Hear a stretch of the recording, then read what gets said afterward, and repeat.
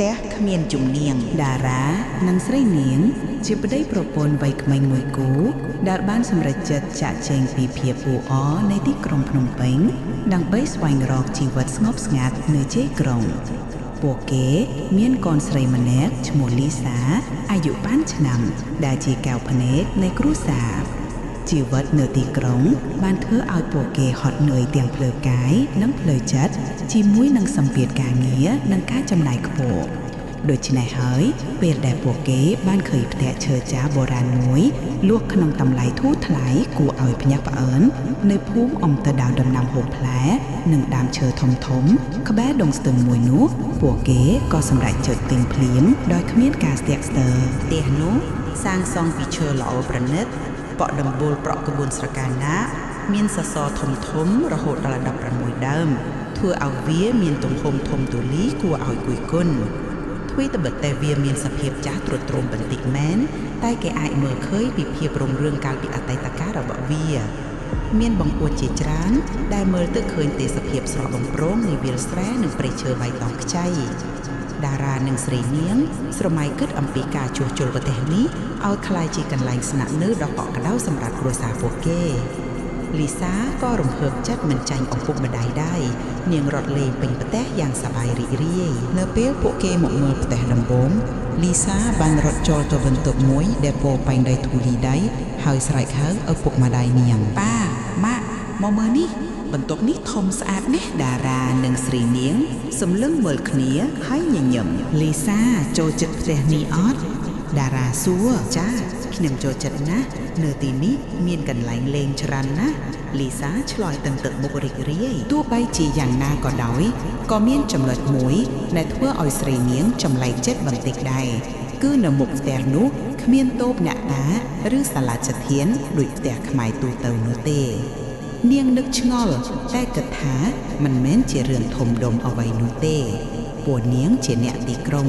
មិនសូវជឿរឿងអភិយជំនឿទាំងនេះប៉ុន្មានទេថ្ងៃដំបូងនៃការផ្លាស់ប្ដូរចូលផ្ទះថ្មីពោរពេញទៅដោយភាពមមាញឹកពួកគេរៀបចំអីវ៉ាន់សម្អាតផ្ទះលាបពណ៌ខ្លះលីសារត់លេងពេញផ្ទះតែម្ដងម្កាលស្រីនាងសង្កេតឃើញកូនស្រីរបស់នាងឈរស្ងៀមម្នាក់ឯងសម្លឹងទៅជ្រុងណាមួយនៃផ្ទះហើយនិយាយម្នាក់ឯងទាំងញញឹមលីសាកូននិយាយជាមួយអ្នកណា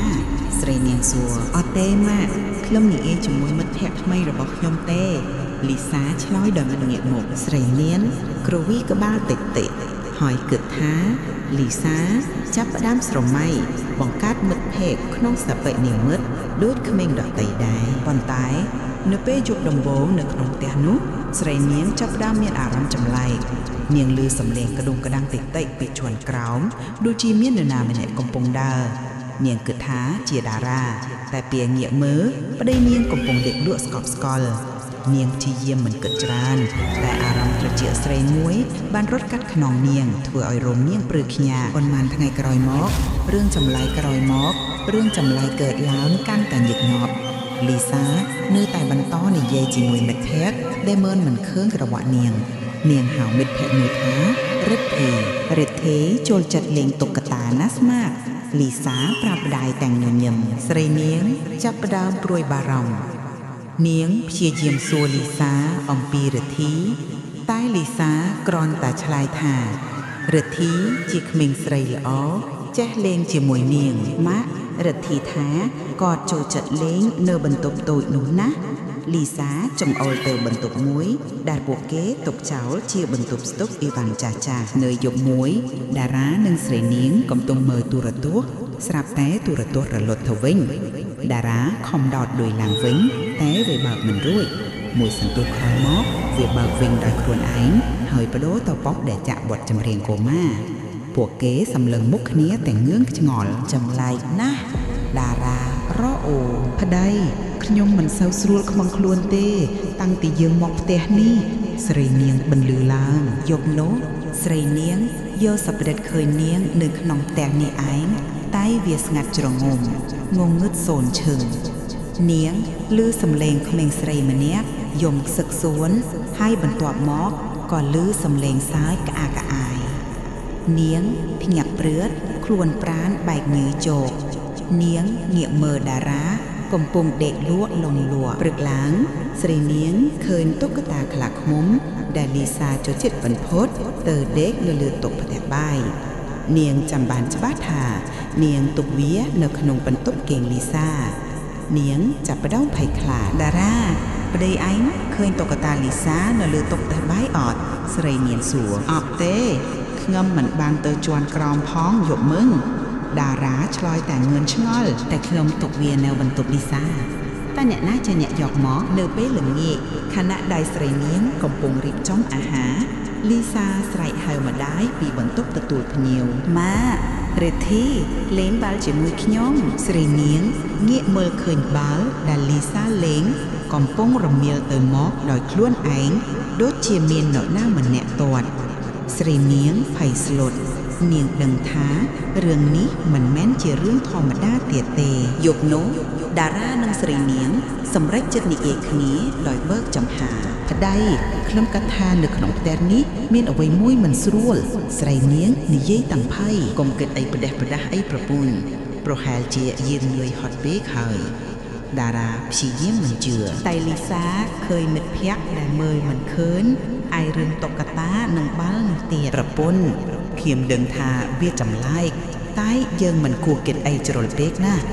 តារានិយាយទឹកមុខព្រួយបារម្ភព្រោះគាត់ក៏ចាប់ផ្ដើមមានអារម្មណ៍ចម្លែកដែរគាត់ឮសំឡេងខ្សឹបខ្សៀវម្ដងម្កាលដូចជាក្មេងស្រីកំពុងហៅឈ្មោះគាត់តែពេលគាត់រកមើលគ្មាននរណាទេពួកគេចាប់ផ្ដើមមានអារម្មណ៍ថាខ្លួនកំពុងត្រូវបានគេតាមដានរហូតខ្យល់ត្រជាក់បានបក់បោកក្នុងផ្ទះទោះបីជាបង្អួចបានបិទជិតក៏ដោយស្រមោលខ្មៅបានលេចឡើងនិងបាត់ទៅវិញយ៉ាងលឿននៅជ្រុងភ្នែករបស់ពួកគេភាពភ័យខ្លាចបានចាប់ផ្ដើមពុកភុយទំនាក់ទំនងរបស់តារានិងស្រីនាងពួកគេតែងតែប្រកែកគ្នា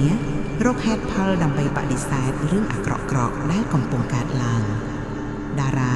នៅតែព្យាយាមធ្វើជាមនុស្សរឹងមាំតែទឹកមុខរបស់គាត់ប្រែជាស្លេកស្លាំងស្រីនាងកាន់តែស្លឹងស្លោនិងអន្ទះអន្តែងលីសាក៏កាន់តែផ្លាស់ប្ដូរនាងលេងសាយច្រើនដូចមុនតែបែរជាអង្គុយស្ងៀមនិយាយជាមួយរិទ្ធីរហូតពេលខ្លះនាងយំយប់ស្ទើររាល់យប់ស្រែកហៅរិទ្ធីទាំងញ័រខ្លួនម៉ារិទ្ធីមិនអោយខ្ញុំទៅណាទេគាត់ថាគាត់ចង់លេងជាមួយខ្ញុំតែម្នាក់ឯងលីសាប្រាប់ម្ដាយទាំងភ័យខ្លាចតារាសម្រេចចិត្តសួរអ្នកភូមិជុំវិញផ្ទះរបស់គាត់ដំបូងឡើយពួកគេមិនព្រមនិយាយអ្វីទាំងអស់តែនៅពេលតារាព្យាយាមសួរម្ដងហើយម្ដងទៀតចាស់ព្រឹទ្ធាចារ្យម្នាក់នៅក្នុងភូមិដែលជាអ្នកស្គាល់ប្រវត្តិផ្ទះនោះក៏ព្រមនិយាយប្អូនផ្ទះនោះគេហៅថាផ្ទះសំណាងកាលពីមុនមានគ្រួសារមួយរស់នៅទីនោះគេជាអ្នកមានតែមិនសូវជឿរឿងអបិយជំនឿទេពួកគេមានកូនស្រីម្នាក់ឈ្មោះរិទ្ធីដោយកូនប្អូនដែរកាលនោះរិទ្ធីលេងនៅជិតចិន្តាហើយក៏រអិលធ្លាក់ស្លាប់ភ្លាមឪពុកម្ដាយគេកោតទុក្ខខ្លាំងណាស់ក៏លួចផ្ទះចោលហើយចេញទៅបាត់ទៅលោកតារៀបរាប់ដោយសំឡេងខ្សោមហើយមិនបានជាផ្ទះនឹងមិនសូវមានគេនៅបងតារាសួរដោយបេះដូងលោតញាប់គឺគ្រួសារនោះពេលដែលកូនគេស្លាប់គេមិនបានធ្វើបុណ្យត្រឹមត្រូវតាមប្រពៃណីខ្មែរទេគេមិនបានបូជាសពហើយក៏មិនបានធ្វើពិធីផ្សងព្រលឹងឲ្យកូនគេទៅកាន់សុគតិភាពដែរថែមទាំងពេលគេចាកចេញទៅគេក៏មិនបានសែនព្រេនជូនចំនួនផ្ទះនិងអ្នកតាមម្ចាស់ទឹកម្ចាស់ដីឲ្យបានត្រឹមត្រូវនោះទេគេទុកផ្ទះចោលយ៉ាងដូចនេះឯងដូច្នេះហើយបានជាផ្ទះនោះគ្មានចំនួនទេប្រលឹងក្មេងស្រីរិទ្ធីក៏នៅវង្វេងវង្វាន់នៅក្នុងផ្ទះនោះគ្មានទីពឹងគ្មានអ្នកថែរក្សាពាក្យថាផ្ទះគ្មានចំនួនបានលងបន្លាចតារារហូតដល់ផ្ទះវិញគាត់ចាប់ផ្ដើមយល់ពីអត្ថន័យនៃរឿងទាំងអស់នេះផ្ទះដែលគេទុកចោលដោយគ្មានម្ចាស់ថែរក្សាហើយប្រលឹងក្មេងស្រីស្លូតត្រង់ម្នាក់ត្រូវបានបោះបង់ចោលក្នុងផ្ទះនោះគ្មាននរណាធ្វើបុណ្យឧទ្ទិសកុសលឲ្យពេលគាត់ត្រឡប់មកដល់ផ្ទះស្រីនាងកំពុងយំសោកនាងបានរកឃើញសៀវភៅគំនូរចាស់មួយដែលលាក់នៅក្រោមបន្ទះក្តារជាន់ផ្ទះរលុងរុង នៅក្នុងសៀវភៅនោះមានគំនូររបស់ក្មេងស្រីម្នាក់គឺរិទ្ធីគំនូរមួយបានបង្ហាញរូបគ្រួសារមួយកំពុងសើចសប្បាយតែមានរូបក្មេងស្រីម្នាក់ត្រូវបានគូខ្មៅបំបត្តិហើយក្មេងស្រីម្នាក់ទៀតត្រូវបានគូដោយទឹកមុខក្រៀមក្រំកំពុងឈរម្នាក់ឯងនៅខាងក្រោមគំនូរមានសរសេរអក្សរខ្មែរតូចៗថារិទ្ធីឯកានៅពេលនោះរូបភាពច្បាស់ៗមួយបានលេចឡើងនៅចំពោះមុខទឹកពួកគេស្រមោលខ្មៅមួយកំពុងឈរមុនពួកគេពីជ្រុងបន្ទប់តារានិងស្រីនាងស្រែកឡើងដោយភ្ញាក់ផ្អើលភ្លើងក្នុងផ្ទះចាប់ផ្ដើមព្រិចខ្លាំងៗរួចរលត់ទៅវិញសំឡេងកែវធ្លាក់បែកនៅជាន់ក្រោមសំឡេងក្មេងស្រីម្នាក់យំសាក់សួលបានបន្លឺឡើងពេញផ្ទះចំពោះទី4រាត្រីភ័យរន្ធត់រាត្រីនោះគឺជាសុបិនអាក្រក់ไปหมดរបស់គ្រួសារតារាពួកគេបាននាំគ្នារត់ទៅបន្ទប់លីសាកំពុងដេកងក់ខ្លួនមាត់រអូរិទ្ធីកុំយកលីសាទៅរិទ្ធីកុំធ្វើបាបលីសាភ្លាមនោះទ្វារបន្ទប់បែកបិទផ្ទាល់ដោយខ្លួនឯងទោះតារាព្យាយាមបើកយ៉ាងណាក៏មិនចាញ់សំឡេងសើចក្អាកក្អាយលាយលន់នឹងសំឡេងយំក៏កាន់តែលាន់លឺខ្លាំងឡើងខ្យល់ត្រជាក់បានបក់បោកពេញបន្ទប់ធ្វើឲ្យវត្ថុរបរចាប់ផ្ដើមហោះហៅទៅមករូបភាពស្រមោលក្មេងស្រីម្នាក់បានលេចឡើងបន្តិចម្ដងនៅក្បែរគ្រែលីសានាងមានសក់វែងរលាស់ភ្នែកស្លេកស្លាំងរិទ្ធីកុំធ្វើបាបកូនខ្ញុំស្រីនាងស្រែកយំទាំងភ័យខ្លាចខ្ញុំឯកាណាស់ខ្ញុំចង់លេងជាមួយលីសាសំឡេងស្រាវឆ្អឹងខ្នងបានបន្លឺឡើងហាក់ដូចជាចេញពីជាស្រមោលនោះបានលូកដៃទៅប៉ះមុខលីសាស្រែកខ្លាំងតារារត់ទៅអោបកូនតែភ្លាមនោះរាងកាយលីសាចាប់ផ្ដើមញ័ររន្ធត់ដោយត្រូវគ្រុនចាញ់ភ្នែករបស់នាងបើកធំសម្លឹងទៅកាន់ស្រមោលនោះលីសាកូនឯងកើតអីតារាស្រែកហៅរិទ្ធីខ្ញុំមិនតែណាទេសំឡេងលីសាប្រែជាស្អកស្អាវហាក់ដូចជាមិនមែនជាសំឡេងរបស់នាងផ្ទាល់តារានឹកឃើញពាក្យលោកតាថាផ្ទះគ្មានចំនៀងគ្មានអ្នកតាម្ចាស់ទឹកម្ចាស់ដីការពារគាត់បានរត់ទៅផ្ទះបាយទាំងភ័យស្លន់ស្លោរកផ្លែឈើធូបទៀនយកមកដាក់លើតុក្នុងបន្ទប់គេងលីសាហើយព្យាយាមអ៊ុតធូបតែធូបនោះមិនឆេះសោះអ្នកតាម្ចាស់ទឹកម្ចាស់ដីជំនាញផ្ទះសូមជួយយើងថងកុំឲ្យវិញ្ញាណអាក្រក់ធ្វើបាបកូនខ្ញុំតារាស្រែកទានដៃញ័រស្រមោលរបស់រិទ្ធីក៏កាន់តែច្បាស់នាងលេចមុខឡើងពេញលេញនាងជាក្មេងស្រីម្នាក់ស្លៀកពាក់រូបចាស់មុខស្លេកភ្នែកធំក្រឡែកមើលទៅពួកគេដោយកំហឹងនាងមិនមែនជាក្មេងស្រីស្លូតត្រាំងទៀតទេ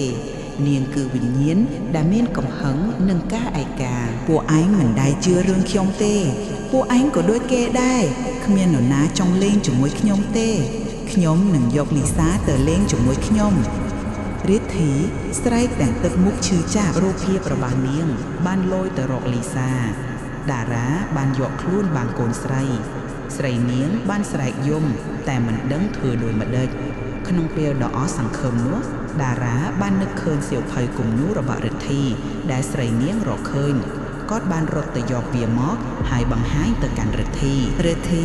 កុំធ្វើអីពួកយើងដឹងហើយពួកយើងដឹងថាឯងឯកាពួកយើងដឹងថាឯងឈឺចាប់ឪពុកម្ដាយឯងបានបោះបង់ឯងចោលតែពួកយើងមិនបោះបង់ឯងទេពួកយើងនឹងធ្វើបុណ្យឲ្យឯងពួកយើងនឹងថែរក្សាឯងសូមឯងកុំធ្វើបាបកូនខ្ញុំតារាស្រែកទាំងទឹកភ្នែកពេលដែលរិទ្ធីឃើញគំនូររបស់នាងទឹកមុខរបស់នាងបានផ្លាស់ប្ដូរពីកំហឹងទៅជាសេចក្តីឈឺចាប់ភ្នែករបស់នាងបញ្ចេញពន្លឺក្រហមឆ្អៅ